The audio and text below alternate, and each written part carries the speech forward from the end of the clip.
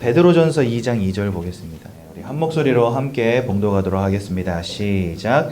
갓난 아기들 같이 순전하고 신령한 젖을 사모하라. 이는 그로 말미암아 너희로 구원에 이르도록 자라게 하려 함이라.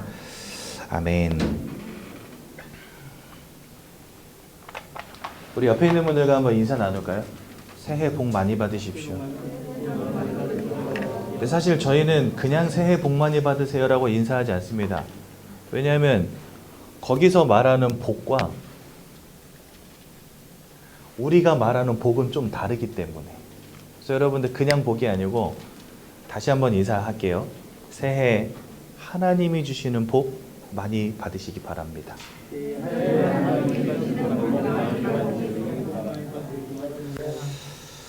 뭐 세상적인 복이 필요 없다는 말은 아닙니다.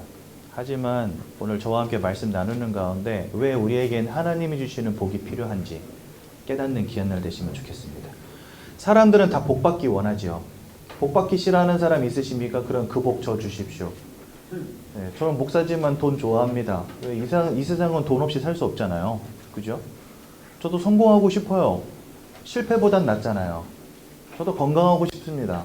아픈 것보단 낫잖아요. 돈 좋아하고 성공 좋아하고 건강 좋아한다고 해서 그 사람이 너무 물질적이야 이렇게 말할 수 있습니까? 아니죠. 기왕이면 실패하는 것보다, 기왕이면 돈 없는 것보다, 기왕이면 아픈 것보다 낫지 않습니까? 그렇죠? 그런데 왜 우리는 그러한 세상의 복을 마다하고 하나님이 주신 복을 찾아야 할까요? 이게 오늘의 주제입니다. 많은 사람들의 육신이 무너졌다라고 합니다. 너무나 많은 사람들이 실패하고 있고요. 너무나 많은 사람들이 질병의 문제 가운데 고통당하고 있습니다. 그렇죠? 뭔가 안 되는 문제가 계속해서 오는 거예요. 나는 최선을 다해서 살고 있는데 막 발버둥 치는데 안 돼요. 막 손에 붙잡힐 것 같은데 안 잡혀요. 이게 조금만 하면은 내 손에 닿을 것 같은데 안 닿아. 그렇죠? 그런데 원치 않는 실패, 막 열심히 살았는데 어느 날 갑자기 막 몸이 아파. 원치 않는 질병, 될 것 같은데 계속해서 안 되어지는 문제.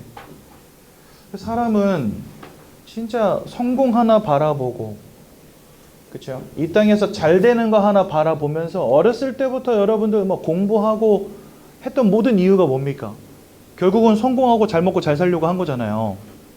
어렸을 때부터 여러분들 부모님 뭐라 가르칩니까? 공부 열심히 해라, 돈 많이 벌어라, 그럼 행복해진다, 이렇게 가르쳤지 않습니까? 그러니까 우리의 목적이 이거 하나밖에 없었는데 이거 하나 이루기가 그렇게 쉽지가 않은 거죠. 원치 않는 실패와 질병의 문제. 이것으로 끝나면 좋을 텐데 사람은 또 마음을 가진 존재 아닙니까? 원치 않는 마음의 문제, 생각의 문제가 오기 시작하는 겁니다. 그죠? 막 마음이 우울해지고 막 이상한 조울증의 문제가 오고 뭔가가 근심되어지고 걱정되고 두려움 가운데 살아가는 인생. 해가 바뀌면 가장 장사가 잘 되는 곳이 한 곳인데 거기가 어디냐면 점집입니다. 왠지 아세요? 무서우니까 두려우니까 사람들 가서 물어봐요. 내가 뭘 조심해야 되겠습니까? 물을 조심해야 되겠습니까? 불을 조심해야 되겠습니까? 사람을 조심해야 되겠습니까? 물어본다니까요. 내가 이사를 가는데 동쪽으로 가야 되겠습니까? 서쪽으로 가야 되겠습니까? 북쪽으로 가야 되겠습니까? 남쪽으로 가야 되겠습니까? 장사를 할 건데 어디다가 개업을 해야 잘 되겠습니까? 부적 하나 써주십시오. 그 다 뭘 의미하죠? 네, 근심되고 걱정되고 두렵다는 겁니다. 한마디로 말해서 사람들이 마음의 평안함을 잃어버린 시대. 막 분노합니다. 왜요? 마음의 평안함이 없으니까. 막 싸웁니다. 왜요? 마음에 안정이 없으니까. 그렇죠? 사람들이 서로 갈등합니다. 여러분들 조현병으로 고통당하는 사람들 이상한 행동들 막 하잖아요. 그런데 진짜 그러고 싶어서 하는 사람이 있겠냐 말이죠. 없어요. 뭔가 마음이 무너지고 생각이 무너져 버린 거예요. 우리나라가 OECD 국가 중 자살률 1위 국가입니다.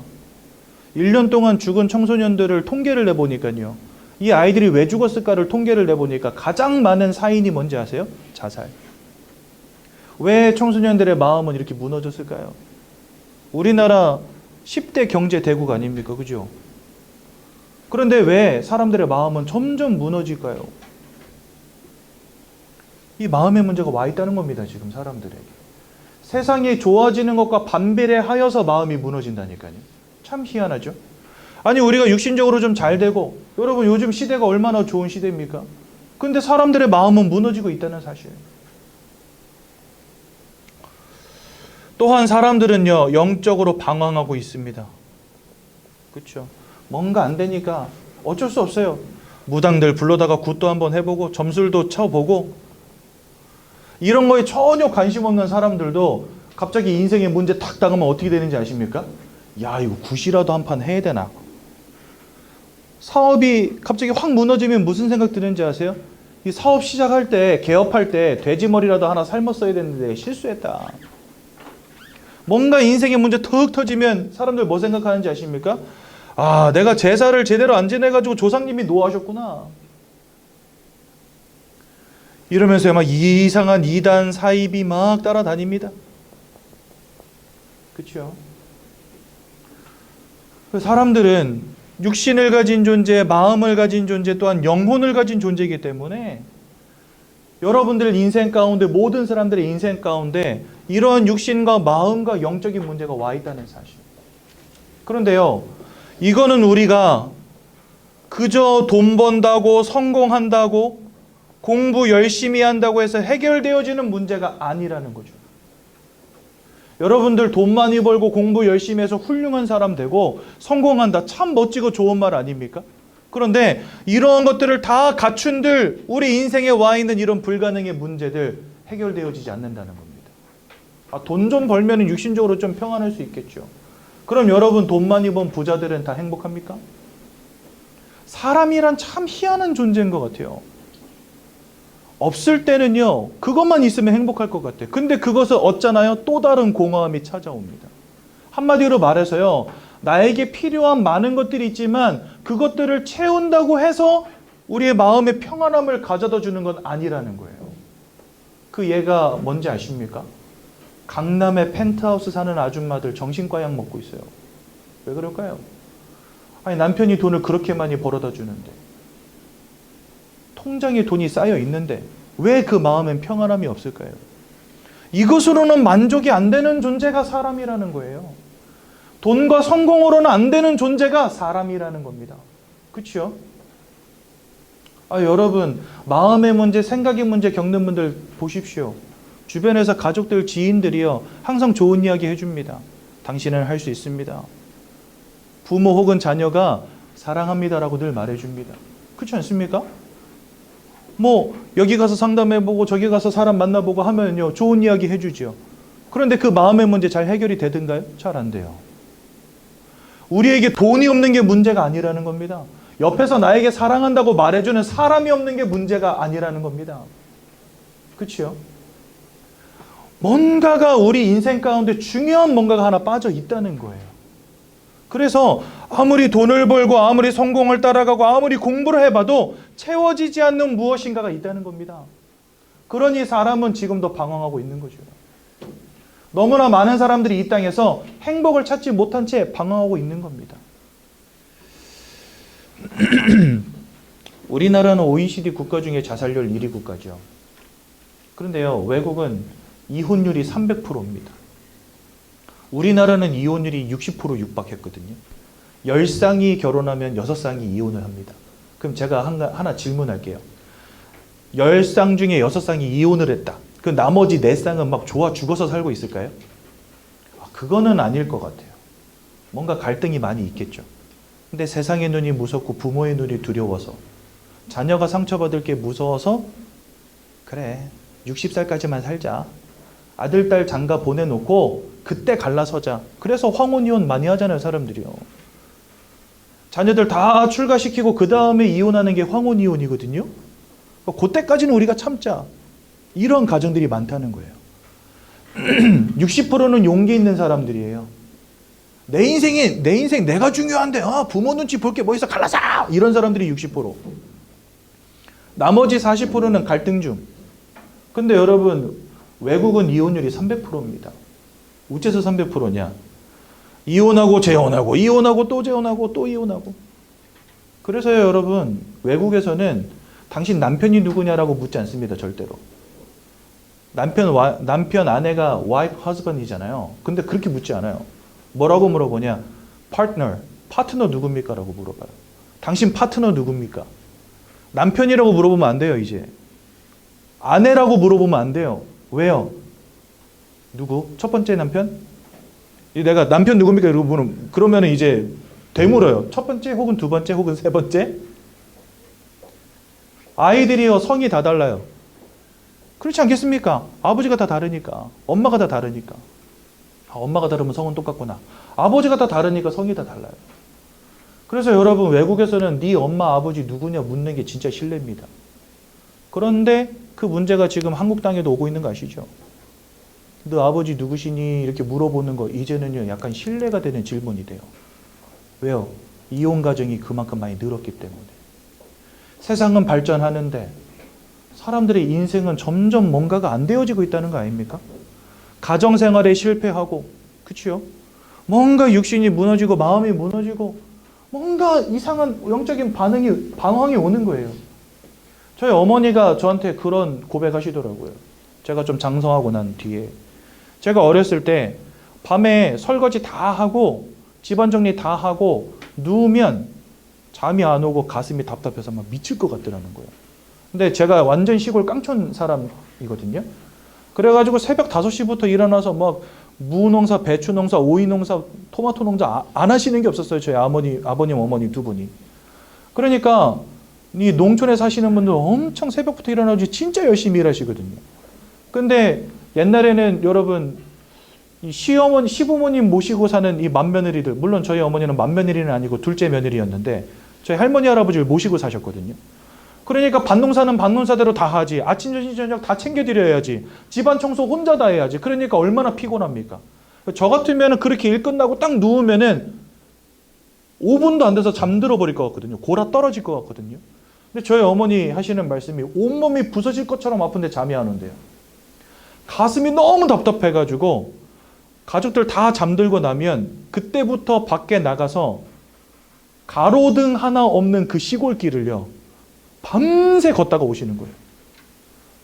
그 짓을 10년을 하셨대요. 제가 어렸을 때. 뭔가 마음이 안정이 되고 뭔가가 막 힘들고 밖에 나가서 돌아다니지 않으면 견딜 수 없는 그런 고통이 막 찾아오더래요. 그래가지고 자기가 잠을 못 자가지고 죽는 줄 알았대요. 영적인 방황. 여러분, 사람이 누군가를 정확히 이해하지 않는다면 우리는요, 내 인생의 문제를 해결할 수 없습니다. 우리는 육신을 가진 존재요, 마음을 가진 존재요, 또한 영혼을 가진 존재라는 사실. 그런데 지금까지 너무나 많은 사람들이 이 마음과 육신의 문제는요, 굉장히 신경을 곤두세우고 늘 고민해 왔어요. 어떻게 하면 내가 돈을 좀 잘 벌고 성공할 수 있을까? 어떻게 하면 우리 자녀가 잘 클 수 있을까? 어떻게 하면 내가 건강할 수 있을까? 이게 여러분들 관심사 아닙니까? 그렇죠? 여기 아마 주식하는 분들도 있을 거예요. 불확실성에다가 내 재산을 걸 만큼 우리는 성공하고 싶어 하거든요. 주식이 뭡니까, 여러분? 운에 맡기는 거잖아요, 솔직히 말하면. 근데 그 운에다가 내 재산을 맡깁니다. 왜요? 성공하고 싶으니까. 그게 우리가 육신을 가진 존재이기 때문에 우리 모든 사람들이 가진 마음이에요. 또한 많은 사람들은요, 이 마음을 돌보기를 원합니다. 그렇지 않습니까? 그래가지고 때로는 여행도 갑니다. 그렇죠? 외식도 합니다. 술도 한잔합니다. 왜요? 마음이 답답하고 힘드니까. 어떨 때는 음악도 듣습니다. 영화도 한 편 보고요. 책도 읽습니다. 왜요? 마음이 중요하니까. 근데 여러분들은 분명히 영혼을 가진 영적 존재인데 이 영적인 부분을 위해서 여러분들 무엇 하셨습니까?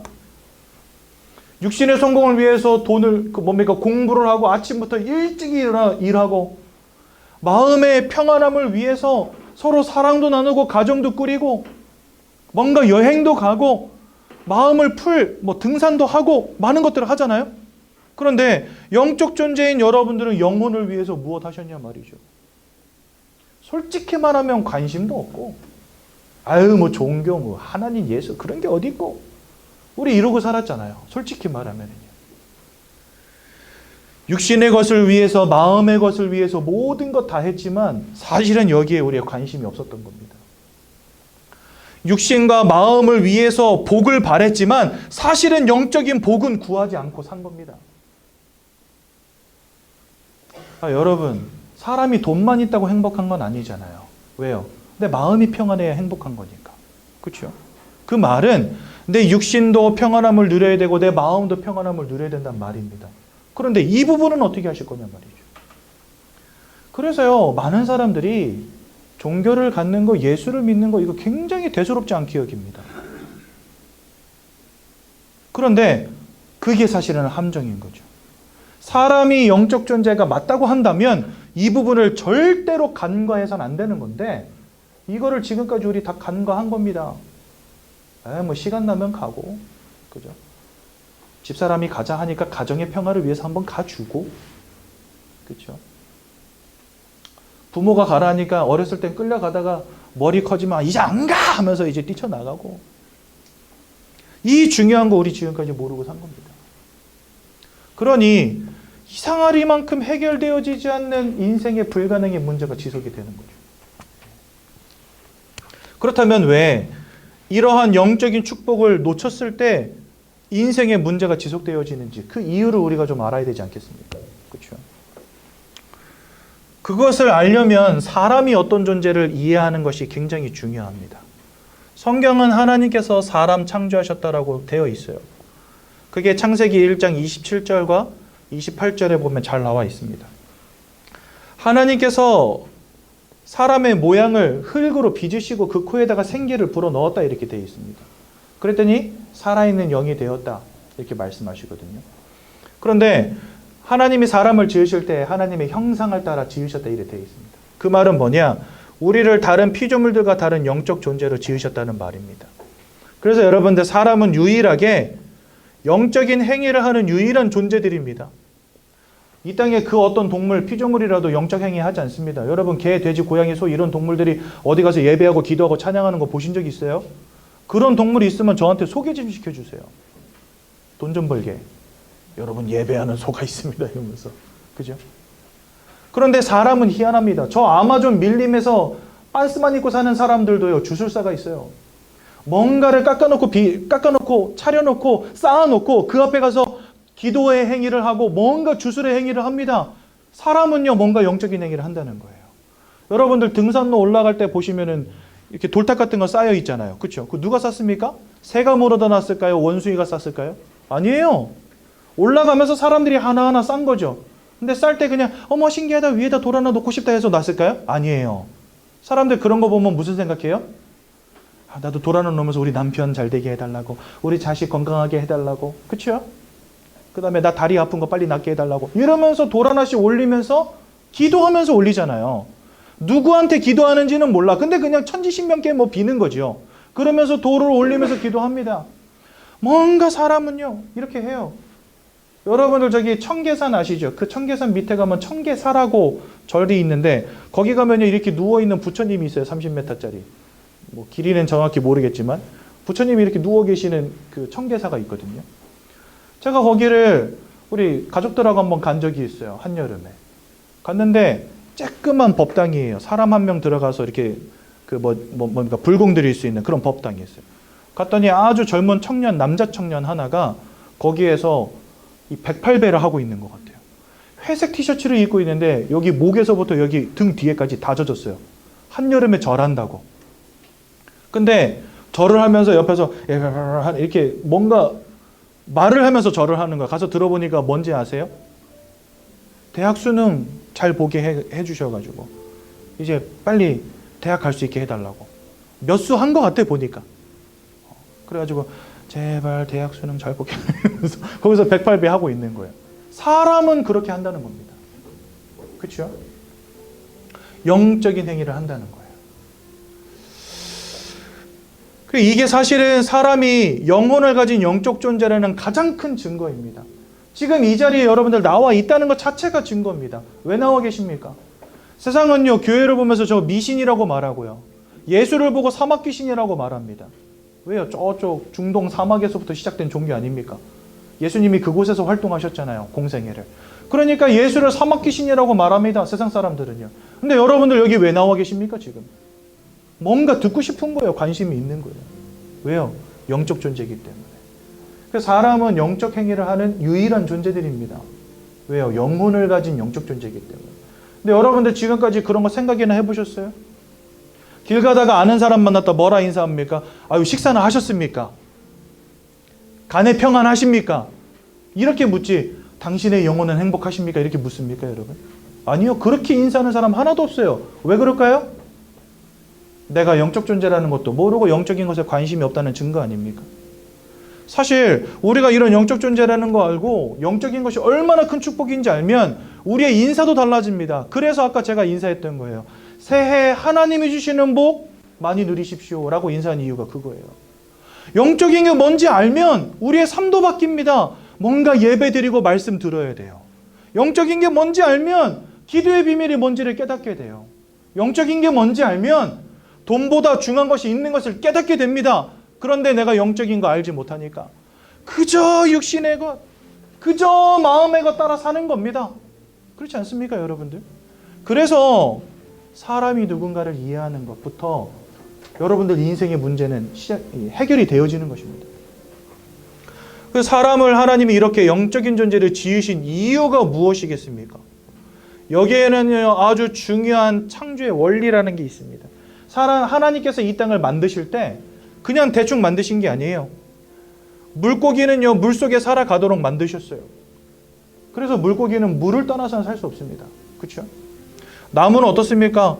땅속에 뿌리 내리고 살아가도록 만들어 두셨습니다. 그래서 여러분들 나무 옮겨 심으려면요, 뿌리에다가 흙을 잔뜩 묻혀가지고 새끼줄로 둘둘둘둘 감고 가야 돼요. 그러지 않고 그냥 나무 뽑아서 들고 가면 그 나무 죽어버립니다. 그렇죠? 새는 어떻습니까? 하늘을 날아다니도록 만들어 두셨어요. 그래서요, 새들은요, 어떻게 합니까?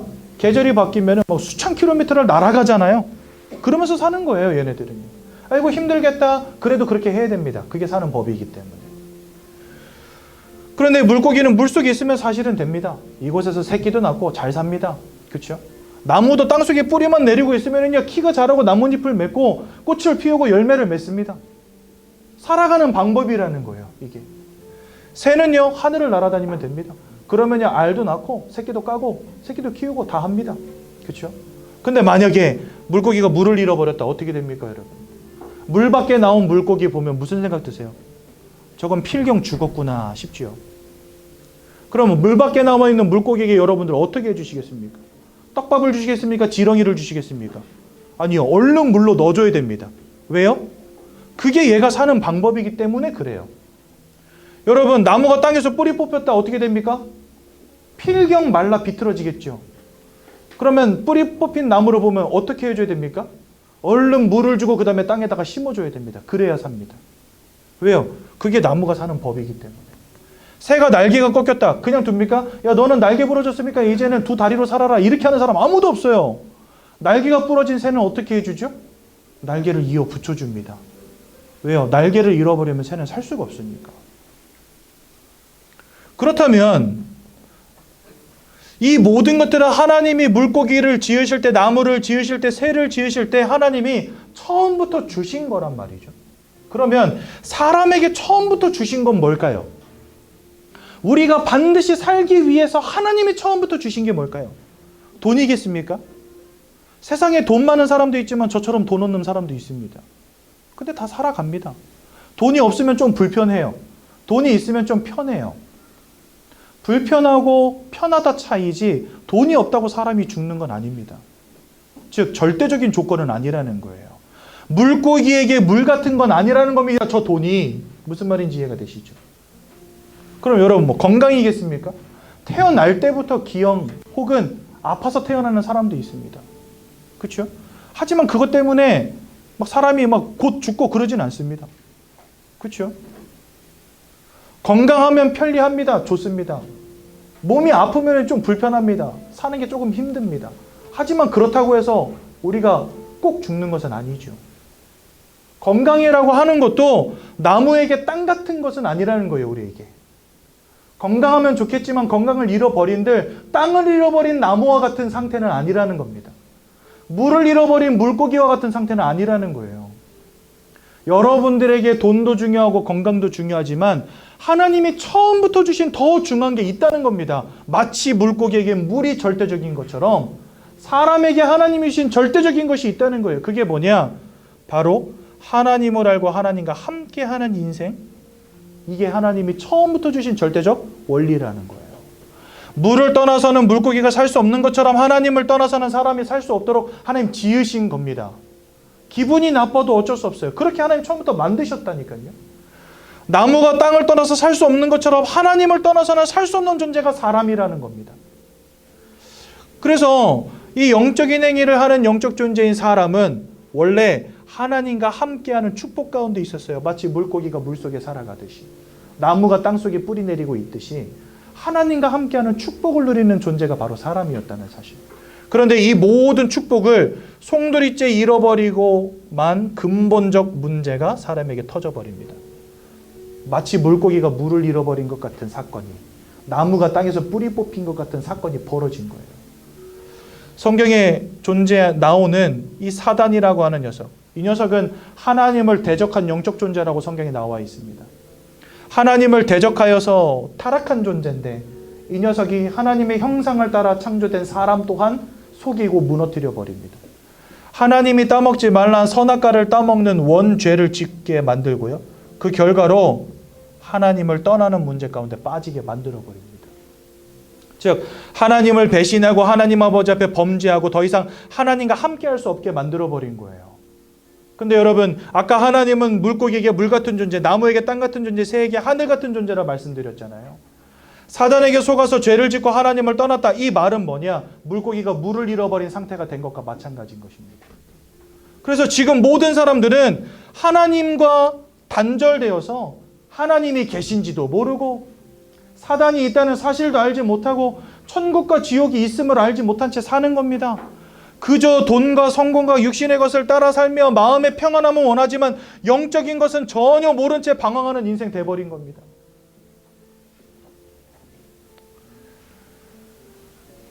하나님을 잃어버린 그 순간부터 인생의 모든 문제 시작됐습니다. 첫 번째는요, 요한복음 8장 44절에 보니까 이전에는 우리가 하나님과 함께하는 축복을 누리던 존재였는데 이 하나님을 잃어버린 순간부터 이 사단 마귀에게 속한 자가 되었다라고 말씀하십니다. 그런데 요한복음 8장 44절은 이 마귀를 두고 뭐라고 말씀하시냐? 거짓말장이요 살인자라고 말씀하십니다. 여러분, 거짓말장이 살인자에게 여러분들 인생이 지금 속해 있다는 거예요. 사로잡혀 있다는 겁니다. 영적으로. 내 눈에 보이지 않고 손으로 만질 수 없어서 지금까지 몰랐을 뿐이지 여러분들의 눈에 보이지 않는 영혼이 이 사단이라고 하는 존재에게 사로잡혀 있다는 것입니다. 요한복음 10장 10절에 보니까 도적이 오는 것은 모든 것을 빼앗고 죽이고 멸망시키려는 것 외에는 목적이 없다 이렇게 말씀하십니다. 모든 것을 빼앗고 죽이고 멸망시키려는 존재에게 여러분들의 인생이 사로잡혀 있다니까요. 이것을 두고 우리는 뭐라고 말하냐? 운명과 사주팔자라고 말하는 겁니다, 여러분. 내 인생이 왜 이상하게도 안 되는지 아십니까? 왜 내가 원치 않는 실패와 불행의 문제가 오는지 아십니까? 여러분들 인생으로부터 축복을 앗아가는 자가 있고 여러분들 인생의 불행을 가져다 주는 자가 있다는 거예요. 이 도적 같은 놈이 여러분들의 인생 가운데 역사하고 있다는 겁니다. 이게 여러분들 그냥 단순히 돈 번다고 성공한다고 공부한다고 될 문제겠습니까? 그래서 세상이 말하는 복이 우리에게도 편리하고 좋은 것이기 때문에 필요하지만 그거보다 더 중요한 하나님이 주시는 복이 필요하다는 겁니다. 제 말을 이해하시기를 바랍니다. 계시록 12장 9절에 보니까 그는 천하를 꿰는 자다 이렇게 되어 있습니다. 여러분, 꿰는 자가 누굽니까? 속이는 자라는 거예요. 그렇죠? 사람들을 속이고 거꾸로 드리고 그들로부터 모든 축복을 앗아가고 불행과 저주를 가져다 주는 자, 이런 영적인 존재에게 우리가 속하여 있다 이렇게 되어 있다니까요. 요한 1서 3장 8절에 보니까 이렇게 말씀하십니다. 죄를 짓는 자는 마귀에게 속하였나니 죄를 짓는 자는 마귀에게 속하였나니. 그래서요, 우리는요, 진짜 인생을 착하게 선하게 열심히 산 죄밖에 없는데, 나 개인이 무너지고, 가정이 무너지고, 자녀가 무너지고, 부모가 무너지고, 경제가 무너지고, 이상하게 내가 원치 않는 실패와 질병과 인생의 문제들이 끊이지 않고 계속 되어지는 겁니다. 여러분들 인생에 그것을 가져다 주는 존재가 있다는 거예요. 우리 지금까지 그거 모른 채 사는 겁니다. 여러분들의 마음으로부터 평안을 빼앗아가는 존재가 있다는 겁니다. 자꾸만 슬픔을 심고 여러분들의 마음을 무너뜨리는 존재가 있다는 거예요. 여러분, 제가 현장에서 우울증 이런 거 고통당하시는 분들 많이 만나봤어요. 근데 이분들 특징이 있어요. 뭔가 정말 최선을 다해서 치료에 대한 의지를 가지고 막 최선을 다하세요. 약도 먹고 상담도 받고. 그리고 즐겁고 행복했던 생각들을 그렇게 많이 하신대요. 과거의 추억들. 그런데 순간순간 그것 때문에 마음이 기쁘고 행복하기도 한데 결국은 깊이를 알 수 없는 슬픔 속에 또 빠져드는 거예요. 자꾸만 마음이 무너지는데 이거 붙잡을 수가 없어요. 왜요?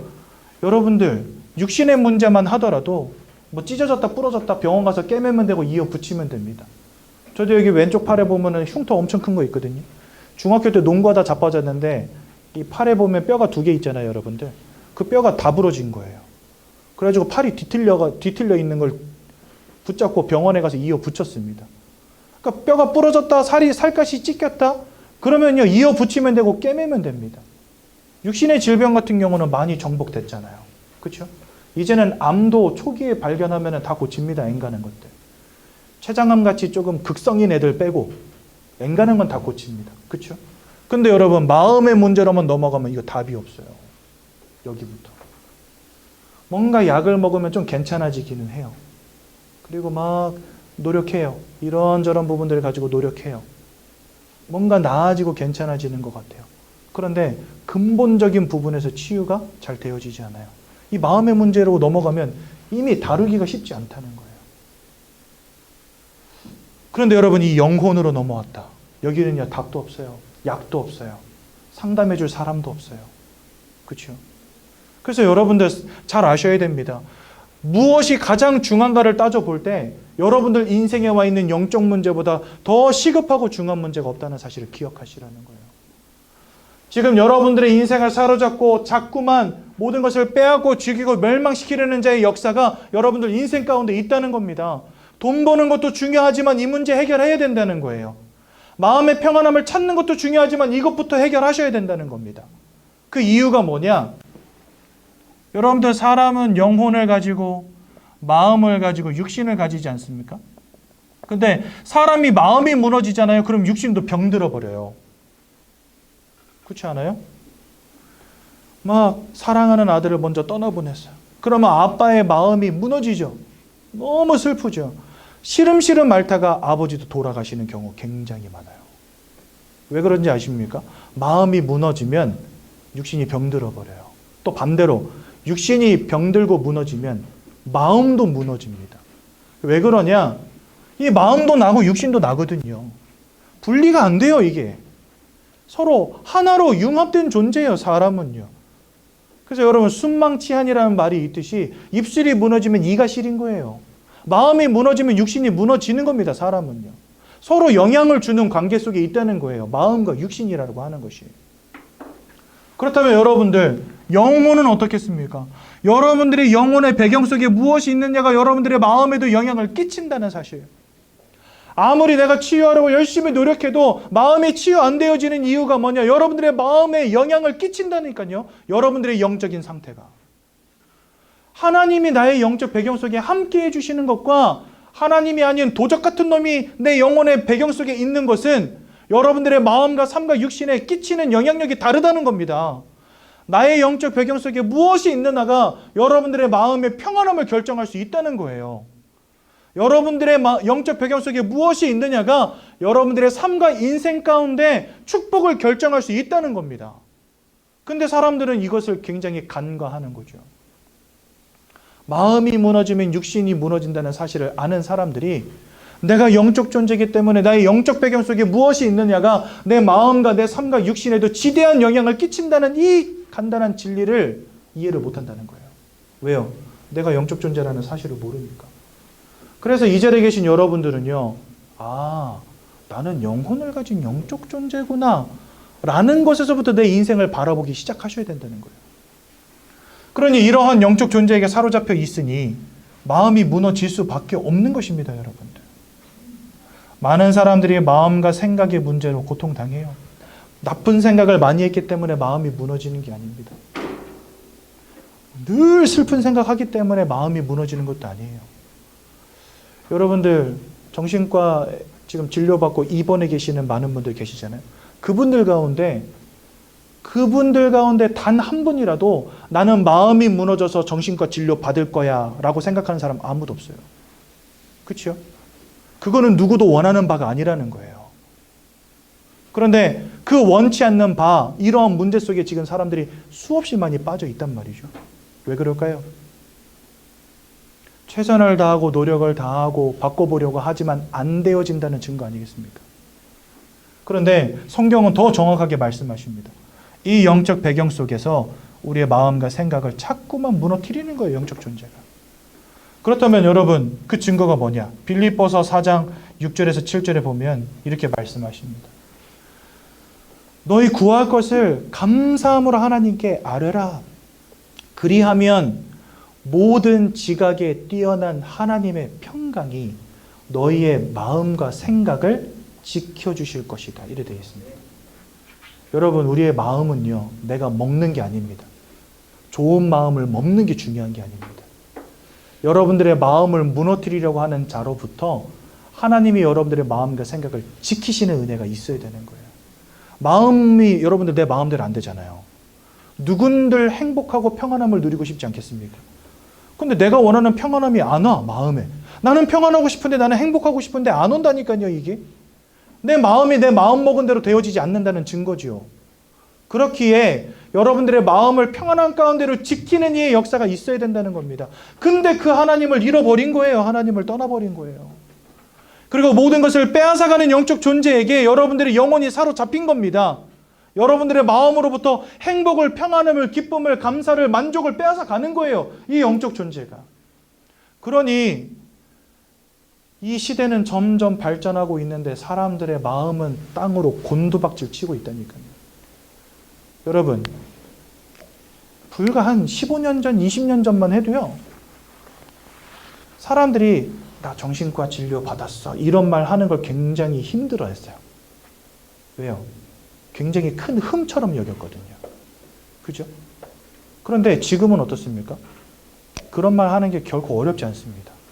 왜냐하면 10명 중에 대여섯 명은요, 정신과 진료 받고 있어요. 나 너무 힘들어서 정신과 상담 받고 왔어. 이렇게 말하면 옛날 같으면 어머 너 어떡하니? 다 이랬는데 요즘에 어때요? 너도 갔다 왔어? 나도 약 먹어, 불면증 약. 너도 가고 나도 가니까 더 이상 흠이 안 돼요. 옛날에는요, 정신과 진료받는 사람들이 그렇게 많지 않았어요. 그러니까 별로 큰 흠이 됐어요, 이게. 어디 갔다 왔다 그러면 사람이 막 이상하게 보고, 쟤 뭐야? 이러면서 피하고 막 이랬거든요. 근데 요즘엔 안 그래요. 왜요? 너도 가고 나도 가는데 이게 왜 흠이 됩니까? 그렇죠? 니도 약 먹고 나도 약 먹는데 이게 왜 흠이 돼요? 흠이 될 수 없죠. 그만큼 세상은 점점 발전하는데 사람의 마음들은 반비례해서 곤두박질 치고 있다는 사실. 왜 그런지 아십니까? 돈으로 해결되어지지 않는 문제가 와 있기 때문입니다. 간단하게 말하자면. 성공으로 해결되어지지 않는 영적인 문제가 지금 여러분들에게 와 있다는 거예요. 여러분, 세상이 아무리 좋아져서 이제는 육신의 모든 질병을 정복할 그런 의학이, 의술이 발달된다 할지라도 사람의 마음이 무너지는 이 문제는 절대 해결되지 않을 것입니다. 왠지 아십니까? 사람은 영적 존재이기 때문에 그렇습니다. 즉, 여러분들이 영적인 답을 찾기 전에는 여러분들의 마음의 문제, 삶과 육신의 문제 해결되어지지 않아요. 세상이 아무리 발전해도. 많은 사람들이 마음과 생각이 무너졌습니다. 우울증으로, 조울증으로. 악몽을 꾸기도 하고, 환상을 보기도 하고, 환청을 듣기도 하고, 밤에 잠을 자지 못해서 약을 먹지 않으면 잠을 자지 못하고, 마음이 늘 근심이 되고 걱정이 돼서 불안해서 살 수가 없는 인생.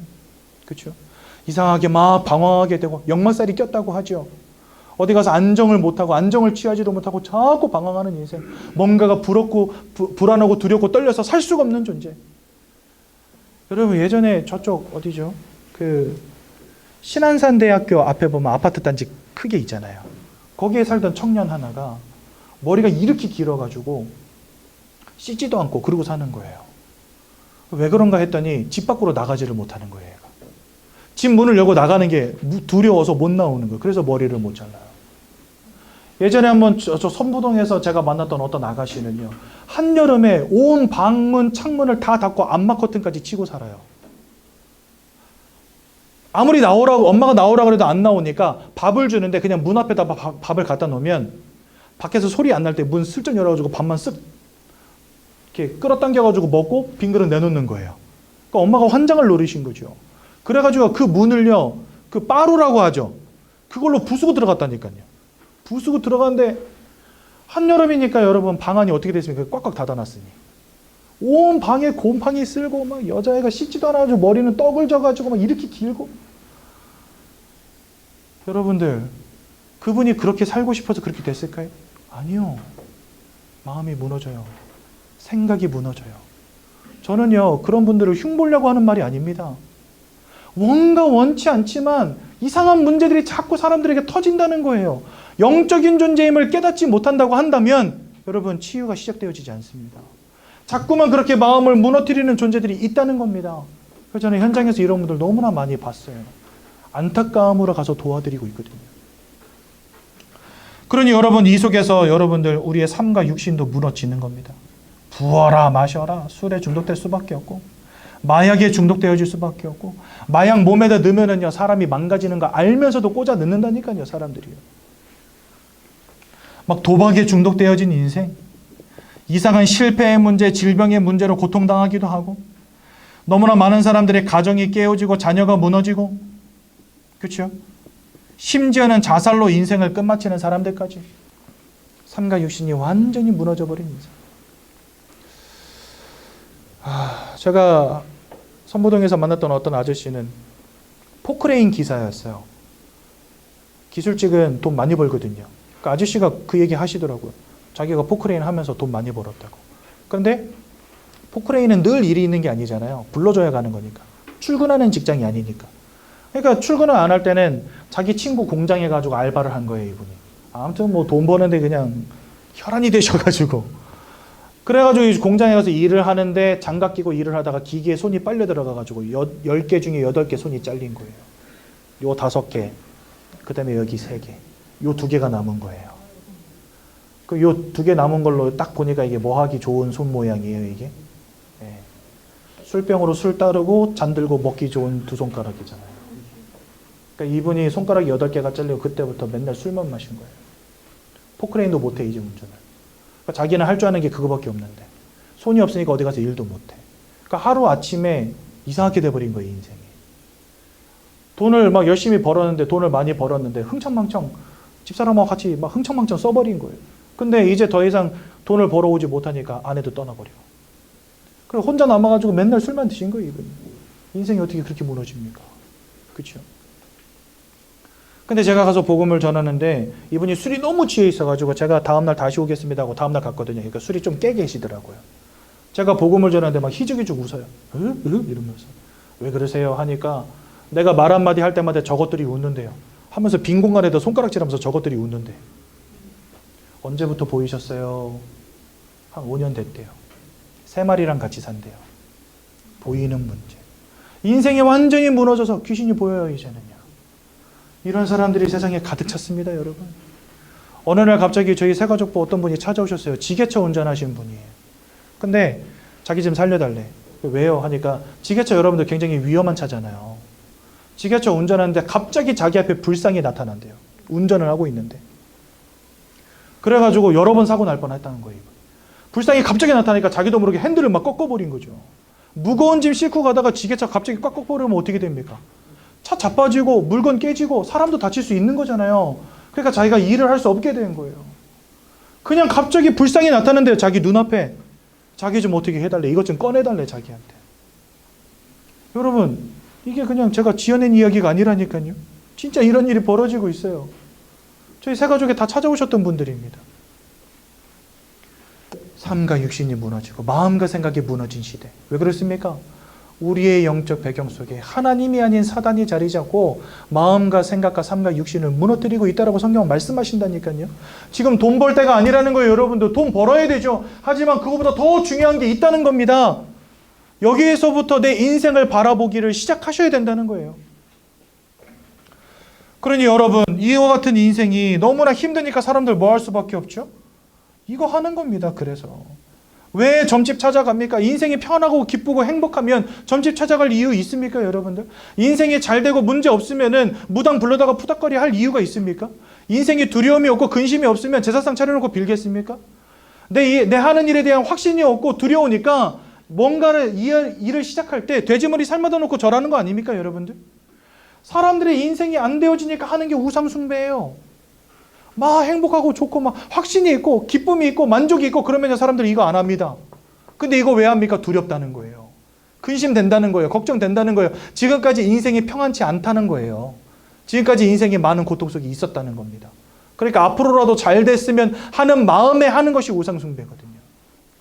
그런데 고린도전서 10장 20절에 보니까 대저 이방인이 하는 제사는 귀신과 교제하는 것이니라. 이게 여러분들 귀신을 섬기는 행위라는 겁니다.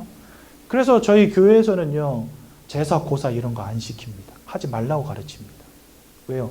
그거 하면 할수록 이 귀신의 역사가 심해지는 거예요. 저는요, 저희 일에 진짜 한이 생긴 사람이거든요. 우리 가정가문이 1년에 막 10번씩 제사 지내던 집이었어요. 저희 할아버지가 진짜 찢어지게 가난하는 진짜 못 사는 집이었는데도 불구하고 이렇게 두꺼운 가죽으로 된 족보가 있어요. 그래가지고 남영홍 씨 그 시조 할아버지 성함이 홍태자 양자 쓰시거든요. 홍태양 할아버지로부터 네가 38대손 문정공파 대가 대쪽 같은 양반 집안이다 이러면서요. 저 무릎에다 앉혀놓고 맨날 족보 딱 까놓고 홍태양 할아버지로부터 저 이름에 이르기까지 족보를 맨날 읊어주는 거야. 2달에 한 번씩. 미치겠더라고요. 그러면서 이렇게 대가 확실한 우리 홍씨 가문 이 양반 가문에서 조상님들을 잇는 건 죄다 이래가지고요. 네가 제사 지내야 될 이유 이러면서 2달에 한 번씩 설명해 주시는 거예요. 저희 집이 그런 집이었습니다. 할머니가 새벽마다 목탁 두리기면서 천수경 외우고 나마마 이거 있잖아요. 이거 새벽마다 하시고. 근데 희한하죠. 그렇게 열심히 조상 섬기고 그렇게 열심히 불공 드리고 잘 돼야 될 거 아니에요. 작은아버지를 다 이혼하시고 제 사촌동생, 제 바로 밑에 사촌동생은요, 여자인데 얼굴에 몽고 반점이 이렇게 커가지고 그 수술 몇 번 해가지고 겨우 지웠는데 왼쪽 팔은 기형이에요. 왼쪽하고 오른쪽 팔의 길이가 달라요. 어렸을 때부터 이루고 살았어요. 이게 꺾여져가지고 펴지질 않는 거예요, 손이. 그리고 안 자라고. 길이가 이렇게 달라요. 나이가 이제 40을 바라보는 여자인데 그 뭐 평생 결혼도 못하고 살아야죠. 그 밑에 동생은 눈이 사시. 서로 얼굴을 보고 이야기하면 애가 눈이 저쪽 가 있어. 내가 지금 얘가 나를 보는 건지 아니면 다른 사람을 보는 건지 모르겠어요. 같이 이야기를 하다 보면. 기영아가 자꾸 태어나고 작은아버지들 가정이 깨지고 해마다 같이 사는 여자가 바뀌는 거예요. 명절 때 되면 온 집안 식구들 다 모이잖아요. 그럼 다 아는 사람들인데 꼭 하나 모르겠는 여자가 설거지를 하고 있어. 그래가지고 이제 명절 때 집에 들어가면 오셨어요 작은 오셨어요 큰아버님 오셨어요 이러면서 인사하고 들어가잖아요. 근데 모르겠는 분이 서 계신데 그분만 인사 안 하기는 좀 깨름칙하고 그래서 오셨어요 하고 들어가서 할머니 저 여자 누구야 물어보면 야 네 5째 작은 엄마다. 근데 그 이듬해 가면 또 바뀌어 있어. 모르는 여자가 또 와 있어. 그래서 잠깐만 작년에 내가 잠깐 봐서 얼굴을 기억을 못하나? 근데 아무리 생각을 해봐도 얼굴이 달라. 키도 다르고 몸매도 달라. 그래서 들어가서 또 물어. 할머니 저 여자는 또 누구야? 그러면 네 5째 작은 아버지가 또 작은 엄마가 또 바뀌었다. 3년 연속 바뀌는 거예요, 작은 엄마가. 그런데 지금 그분하고도 헤어지고 5째 작은 아버지가 그 서울에서 이제 자수성가 하셔가지고 용산 전자상가에서 처음에 직원으로 일해가지고 진짜 수십억대 자산가가 되셨거든요. 근데 그걸 다 잃어버렸어요. 그 세 번째 작은 어머니는 떠나가시고. 그리고 지금 아버님 말씀이 명절 때 전화를 하면 신호는 간대. 근데 전화를 안 받는데요. 그러니까 어디에서 어떻게 하고 뭐 하고 사시는지 몰라요. 그렇게 된 지가 5년이 넘었어요, 지금. 왜 이렇게 됩니까 도대체? 가정과 가문이 다 무너지고 되는 게 아무것도 없는 거예요. 그래서 할머니가 예수 믿고 제사상을 엎었다니까요. 이제 우리는 더 이상 제사 없다. 예수 믿으시면서 승복이랑 목탁 다 태우셨어요. 그 찢어지게 가난한 집에서 번개 맞아 죽은 대추나무로 만든 묵주, 염주, 그리고 목탁까지 이 3종 세트가 여러분 수백만 원을 합니다. 이 수십 년 전인데 수백만 원이면 여러분 그때 뭐 전세가 막 600만 원 이러던 시절인데 수백만 원을 주고 그걸 산 거예요. 어떻게든 가정 가문 잘 되게 해보시려고. 근데 그걸 불로 다 태워버렸다니까요. 어린 마음에 저걸 왜 태우냐 팔지 그랬는데 그냥 할머니가 태우셨어요. 하도 짜증이 나니까. 인생이 이렇게 무너지는 겁니다, 여러분. 이게 귀신 섬기는 거라는 거예요. 우리는 그것도 모른 채 한 거예요. 여러분, 우리가 눈에 보이는 세상이 전부가 아니라는 겁니다. 기억하셔야 됩니다. 눈에 보이지 않는 영적인 존재와 영적 세계가 있다는 거예요. 근데 그거 간과하고 산 겁니다, 지금까지. 그러니까 마음이 무너지고 삶이 무너지는데 답도 없어요. 아무리 열심히 살아봐도 안 되는 겁니다. 왜요? 여러분들의 인생을 무너뜨리고 불행을 가져다 주는 영적 존재가 있는데 이거 모른 채 살아온 겁니다. 그러니 오늘 말씀을 들으면서 이제 빨리 이 문제를 해결하셔야 된다는 거예요. 이렇게 살아가다가 히브리서 9장 27절에 보니까 사단 마귀에게 속한 자, 사로잡힌 자 어떻게 되는 건지 아십니까? 그 녀석과 함께 지옥으로 가는 겁니다, 여러분들. 못되게 살아서 지옥 가는 게 아닙니다. 하나님이 지옥을 만드신 목적이 뭔지를 아셔야 돼요. 지옥은 사단을 가두기 위한 감옥입니다. 그런데 이 사단에게 속한 자, 사단과 함께 지옥에 들어가는 거예요. 그러면 여러분 어떻게 천국 갑니까? 천국은 하나님께 속한 자가 가는 곳입니다. 그래서 사단에게 속한 문제로부터 해방받아서 하나님께 속한 자로 바뀌어져야 돼요, 여러분들의 신분이. 그게 되어지지 않으면 지옥 가는 겁니다. 무슨 말인지 이해가 되시죠? 그런데 여러분들의 후대도 여기서 자유로울 수 없다는 사실.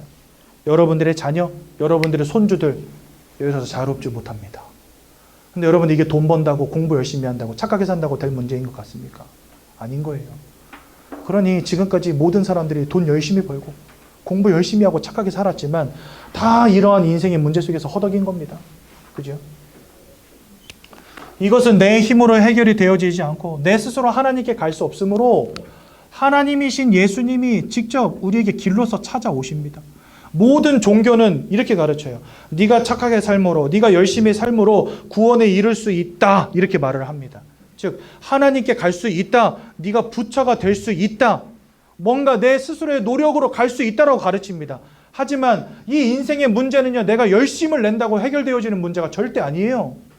여러분들이 아무리 착하게 살아도 해결 안 되어집니다. 사단에게 사로잡힌 이 문제는 사단의 권세를 깨트리고 그 사단의 소나기에서 우리를 건져낼 사단보다 더 힘 있는 분이 계시지 않으면 불가능한 거예요.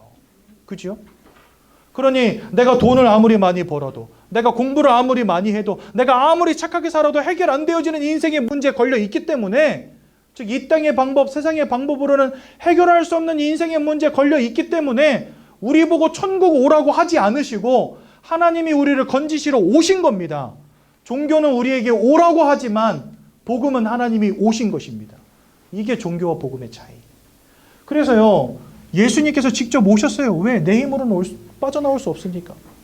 여러분, 구원이라고 할 때 제일 중요한 게 뭔지 아십니까? 구원에서 제일 중요한 것은 외력입니다. 외력. 물에 빠졌는데 여러분들이 막 허젓대다가 겨우 살아나왔어. 그러면 뭐라고 말해요? 죽다 살았어라고 말하죠. 하지만 아무리 허우적대도 살아날 수 없는 그런 극한의 상황에서 막 꼬르륵 하면서 이제 죽어갈 때 누군가가 와서 여러분들을 탁 잡아가지고 건져내줬다. 그럼 여러분들 구원받았다라고 말합니다. 구원은 그런 것입니다. 구원은 이루는 것이 아닙니다. 주는 것입니다. 받는 것입니다. 구원은 내가 이루는 것이 아닙니다. 누군가가 와서 나에게 선물로 주는 것입니다. 그게 구원입니다. 그래서 여러분들 아무리 열심히 노력해도 우리가 빠져나올 수 없는 인생의 사망의 문제 다 걸려 있는 거예요. 이건 내가 열심을 낸다고 해결되는 문제가 아니라는 겁니다. 그래서 나에게 구원 주시기 위하여 주님이 오셔야 되는 겁니다. 그리고 성경은 주님을 이 땅에 보내주시겠다고 약속하셨고 2000년 전에 오신 거예요. 그리고 십자가에 못 박혀 죽으심으로 우리를 위한 구원을 완성하신 거죠. 주님이 하신 세 가지 일이 있습니다. 요한일서 3장 8절에 보니까 죄를 짓는 자마다 마귀에게 속하였나니 이렇게 말씀하십니다. 하지만 아들이 나타나신 것, 즉 예수가 나타나신 것은 이 사단이 하는 모든 일을 멸하기 위함이니라. 그래서 예수님은 우리의 인생을 사로잡고 우리의 인생을 죄와 저주 가운데 사로잡고 불행과 문제 가운데 빠지게 만들었던 이 사단의 권세를 깨뜨리신 유일한 참된 왕이 되십니다. 그리고 로마서 8장 1절에서 2절에 보니까 예수 안에 있는 자는 결코 정죄함이 없나니 더 이상 죄인이 아니라고 말씀하십니다. 이는 예수 안에 있는 생명의 성령의 법으로 죄와 사망의 법에 묶여있던 너희를 해방하였느니라. 예수님은 우리의 모든 죄악의 문제를 끝내신 참 제사장이 되십니다. 요한복음 14장 6절에 보니까 내가 곧 길이요 진리요 생명이니 나로 말미암지 않고는 나를 떠난 너희가 아버지께로 올 자가 없느니라 말씀하십니다. 그래서 예수님은 하나님께 나아갈 유일한 길, 참 선지자가 되시는 겁니다. 사단에게 사로잡힌 채 죄악에 빠지고 하나님을 떠나버린 우리 인생을 그 사망 상태에서부터 건져내시기 위하여 이 땅에 사단을 이기신 왕으로 죄 문제를 끝내신 제사장으로 하나님 만나는 길을 여신 선지자로 오신 이가 바로 예수 그리스도라는 거예요. 이분이 십자가 위에서 우리를 위해서 고난당하시고 고통당하시고 모든 보혈을 흘리시고 우리를 위해서 생명을 내어주셨습니다. 그리고 돌아가신 지 3일 만에 부활하심으로 사망의 권세를 깨뜨려 버리셨습니다. 그래서 우리는 예수님을 바로 누구라고 부릅니까? 그리스도라고 부르는 것입니다. 그래서 여러분들 예수가 그리스도예요. 예수 그리스도를 믿는 자마다 이 사망 상태로부터 해방되어지는 것입니다. 하나님의 아들이 있는 자에게는 생명이 있고 사망에서 나와서 하나님의 아들과 함께할 때 우리가 생명 가운데로 들어가게 된다. 성경 말씀하십니다. 그래서 여러분 아까 제가 지옥은 누가 간다 했죠? 사단에게 속한 자가 간다 했잖아요. 그래서 사단에게 속한 이 상태에서 빠져나오는 게 중요하다 했는데 요한복음 5장 24절에 보니까 사망에서 생명으로 옮겼느니라. 죄와 사망의 법에서 성령의 생명의 법으로 너희를 해방시키셨느니라. 우리가 이전에는 사단에게 붙잡힌 인생이었는데 예수의 은혜로 말미암아 거기에서 해방되었다고 성경은 우리에게 가르치십니다. 여러분들 인생에 있는지도 몰랐던 영적인 문제, 보이지 않았기 때문에 간과했던 인생의 영적인 문제, 이 문제를 해결하시기 위해서 오신 이가 예수님이라는 거예요. 그 예수를 믿고 마음에 영접할 때 하나님의 자녀가 되는 것입니다.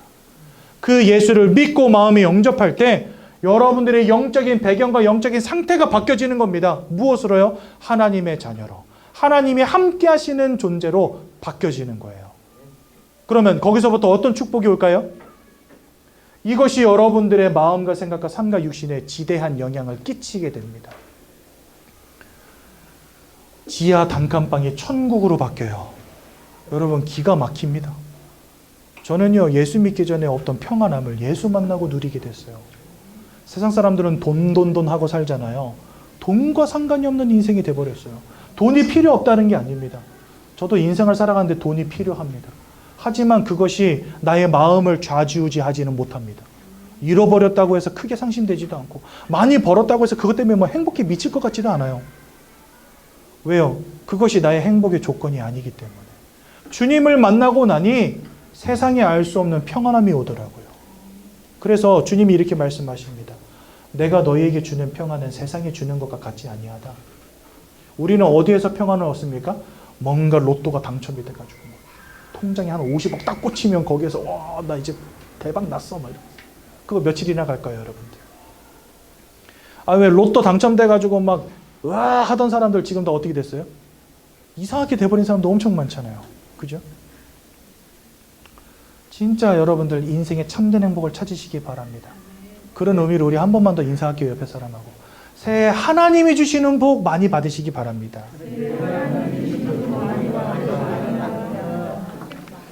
오늘 제가 좀 메시지 엄청 길게 했는데 12시가 넘어버렸는데 새해 첫 주니까 용서해 주시고 제가 요즘 말 짧게 하려고 많이 노력하거든요. 잘 안 돼요. 좋아요. 이게 죄송합니다. 이게 약간 부모의 마음 같은 그런 거예요. 막 퍼주고 싶은, 먹여도 더 먹이고 싶은, 그죠? 이해해 주시고. 시간이 많이 갔지만 그럼에도 불구하고 이 8과는 다음 주 하겠습니다, 여러분들. 8과는 다음 주에 하고 그럼에도 불구하고 우리 하나 해야 될 거 있잖아요. 예수님을 우리 인생의 주인으로 모셔드리는 시간. 15페이지입니다. 우리 함께 예수님을 마음속에 영접합시다. 15페이지. 로마서 10장 10절에 보니까 너희가 마음으로 믿고 입으로 시인할 때 의에 이르며 구원에 이른다라고 말씀하십니다. 그래서 우리가 예수 그리스도를 마음에 믿고 영접하는 행위는 굉장히 중요한 것입니다. 우리 이 시간에 다 같이 예수님을 이 영접 기도문을 함께 고백함으로 마음속에 영접하도록 하겠습니다. 제가 먼저 읽을 건데요. 제가 읽은 뒤에 여러분들 저를 따라서 읽으시면 되겠습니다. 사랑의 하나님, 이제 나는 죄인인 것을 깨닫고 회개합니다. 지금까지 하나님을 떠나 사단의 지배 아래 묶여 종노릇하며 살았습니다. 그러나 예수님이 저를 위하여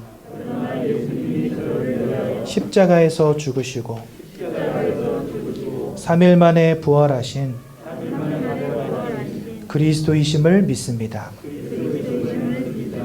예수 그리스도께서 하나님을 만나는 유일한 길이 되시며 사탄의 권세를 꺾으시고 모든 죄와 저주와 재앙에서 나를 해방하신 그리스도 되심을 믿습니다. 지금 이 순간 내 마음의 문을 열고 예수님을 나의 구주로, 나의 주인으로 내 마음에 영접합니다. 나를 구원해 주심을 감사드립니다.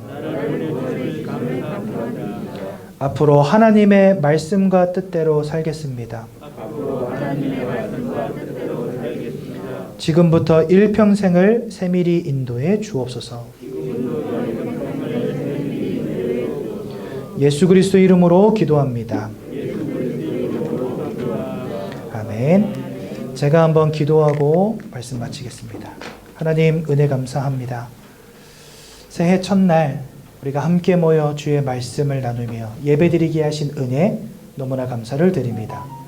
이 시대에 너무나 많은 사람들이 헛된 종교와 이단 사이비, 귀신 들려 점치는 자들의 말을 따라가는 시대에 하나님의 말씀에 귀 기울이며 오늘 예수 그리스도를 마음에 영접하며 하나님의 자녀되게 하신 이 은혜와 그 사랑 너무나 감사를 드립니다. 2023년도 한 해 동안 예배의 축복 누리게 하시고 오직 복음 안에 행복하며 평안함을 누리는 우리 귀한 새가족 손님들 되시도록 역사하여 주옵소서. 예수님의 이름으로 기도드렸습니다. 아멘.